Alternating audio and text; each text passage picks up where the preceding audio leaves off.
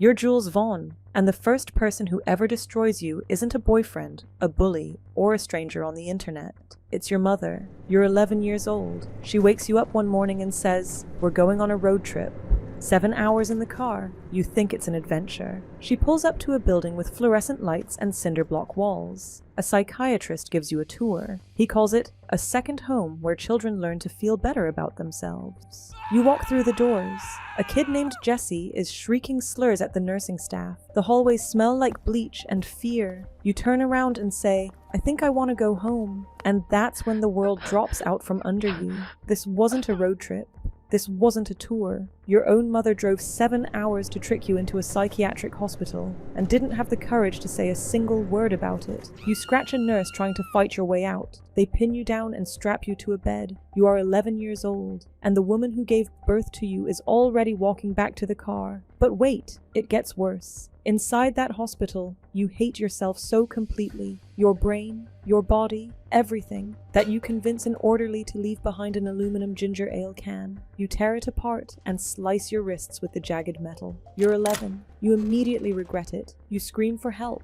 You survive. But that impulse, destroy yourself before the world gets the chance, it never leaves. It just goes quiet. And quiet isn't the same as gone. You get out. You go home. Your mother doesn't come with you. She spirals deeper into pills, gets worse, and disappears from your life entirely. Your father gets full custody, which, for a father in America, means your mother had to be so catastrophically unfit that even the courts couldn't pretend otherwise. So here's your origin story. The person who was supposed to love you the most tricked you into a cage, abandoned you to your worst impulses, and then vanished. And you're not even a teenager yet. Buckle up. You start your transition young. Blockers, hormones. You're finally becoming who you've always been. But the damage is already coded into your wiring. You develop a theory, a survival mechanism dressed up as logic.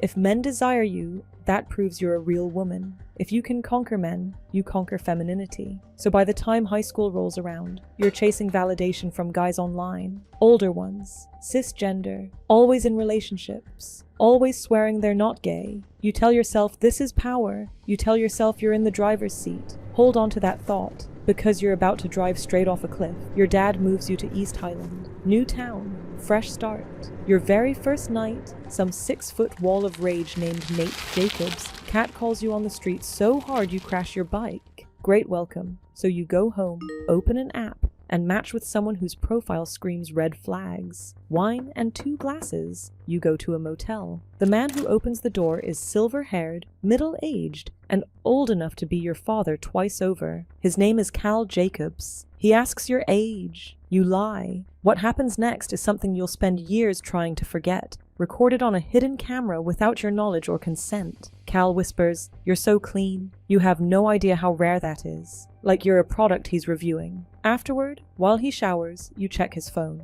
Family portrait, wife, 2 sons. One of them is the psychopath who knocked you off your bike an hour ago. You just had the worst night of your life with Nate Jacobs' father. On camera, on your first night in town. Welcome to East Highland. It's all downhill from here. You bike to a party. Nate's inside, already unhinged because his girlfriend hooked up with some guy in the pool. He corners you in the kitchen, screaming. So you grab a knife off the counter, point it at his chest, and tell him, "You wanna fucking hurt me?" Then, because apparently you haven't made enough of a first impression, you turn the blade on yourself. You smear the blood on his shirt like war paint. You tell the entire room, "I'm fucking invincible."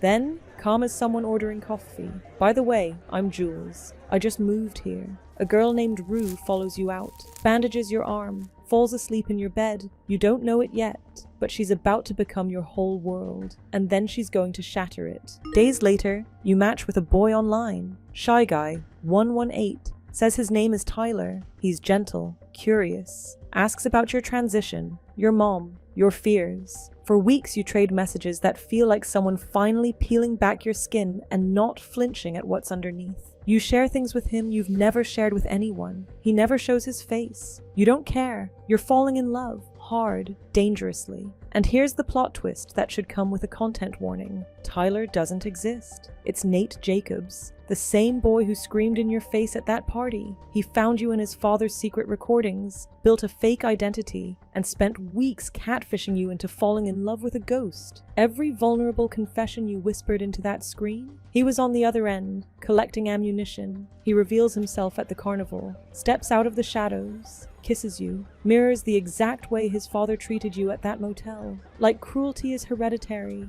When you tell him to stop, the mask doesn't just slip, it disintegrates. He tells you the things you shared can be used against you, that if you open your mouth about his family, he'll destroy your life, you'll be harassed, spat on, treated like an animal, and then, because this family is nothing if not theatrical, he smiles and says, "You deserve better than that. 'Cause I know you. You're kind." You go home to Rue. She asks how the date went. All you can manage is, "He didn't look like his picture." Understatement of the century. But Nate's not finished with you. He needs a scapegoat for choking Maddie at the carnival. He's already broken into the real Tyler Clarkson's apartment, beaten him half blind, and forced a false confession out of him. Now he uses everything you shared as leverage and drags you into a police station to lie under oath. You testify that you witnessed Tyler attack Maddie at a party. The detective looks you dead in the eye and warns you, false evidence carries up to 7 years. You do it anyway. Tyler goes to prison for a crime Nate committed. You go home and swallow that guilt like glass, and it never stops cutting. Meanwhile, Rue is falling in love with you so hard it's becoming a medical emergency.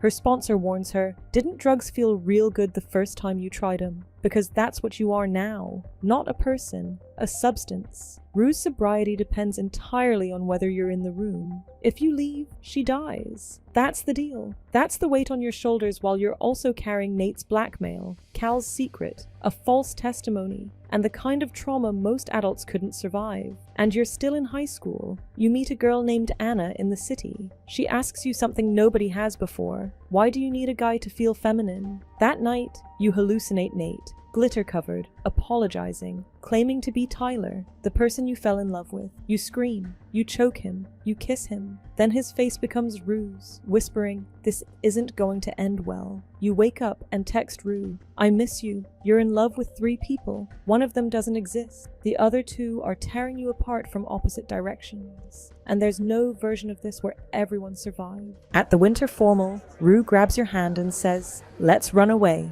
tonight." You say yes without thinking. You pack your bags. You meet her at the train station. The doors open. You step on. You reach for her. She's sobbing. She can't move. You beg. You tell her you love her. The doors close. She's on the platform. You're on the train. You just chose yourself for the first time in your entire life, and it costs you everything you have. Rue walks home that night and relapses. 3 months of sobriety, gone, because you left, except you left because the gap between thinking about hurting yourself and wanting to hurt yourself was closing. Leaving wasn't a betrayal, it was the only way you knew how to survive. But try explaining that to someone who's snorting a line in their dead father's hoodie because you got on a train. Season 2. You get back together on New Year's Eve. She tells you she relapsed the night you left. Cool. Just twist the knife a little deeper. She introduces you to Elliot, her new best friend, who, fun fact, is secretly doing drugs with her behind your back. During sex, Rue is so high she can't feel you touching her, and fakes an orgasm so badly even you notice. You blame yourself,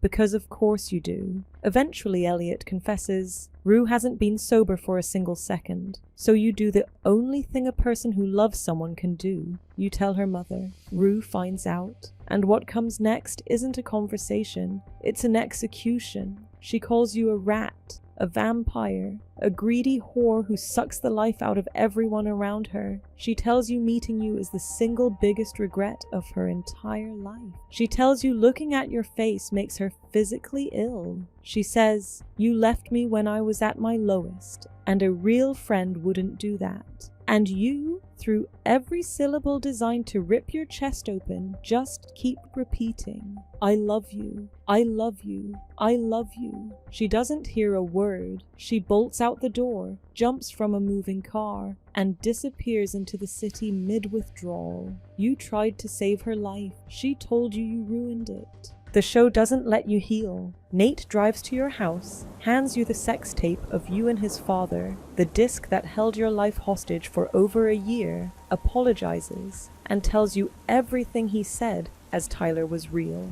Then he holds your hand, and you stand there, in the rain, looking back at him, because even now, some broken part of you still loves a boy who never existed. At Lexi's play, you watch your own relationship reenacted on a stage in front of your entire school. Afterward, you find Rue, through tears. I love you and I miss you. She says nothing, presses her lips to your forehead, walks away. In voiceover, she calls you her first love, past tense. No conversation, no closure, no goodbye. Just a kiss that means this is over, and I don't have the words to tell you why. That's your life as Jules Vaughn. Your mother caged you. A grown man filmed himself assaulting you. A psychopath catfished you into loving a ghost and then weaponized your own body against you. Your best friend turned you into a drug, got you to carry her life on your back, and then told you you're the worst thing that ever happened to her. Every single person who ever said they saw you was just staring at their own reflection in your skin. So yeah, it really truly sucks to be Jules Vaughn. You spent 2 seasons trying to answer one question, who am I? And the only time anyone let you speak was in a therapist's chair on Christmas Eve, completely and utterly alone.